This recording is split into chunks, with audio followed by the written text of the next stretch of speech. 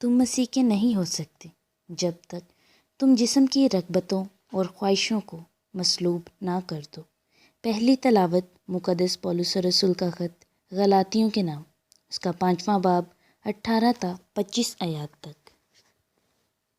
اگر تم روح کی ہدایت سے چلتے ہو تو شریعت کے ماتحت نہیں رہے، اور جسم کے کام تو ظاہر ہیں، یعنی حرام کاری، ناپاکی، بد پرہیزگاری، بت پرستی، جادوگری، دشمنی، جھگڑا، فساد، غضب، تفرقے، جدائیاں، بدعتیں، رشک، نشہ بازی، اوباشی اور ان کی مانند۔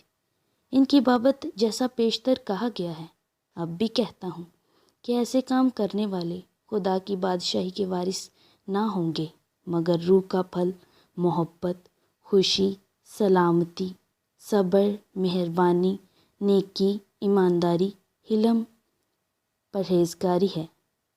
ایسے کاموں کی کوئی شریعت مخالف نہیں، اور جو مسیح یسوع کے ہیں انہوں نے جسم کو اس کی رغبتوں اور خواہشوں سمیت مصلوب کر دیا ہے۔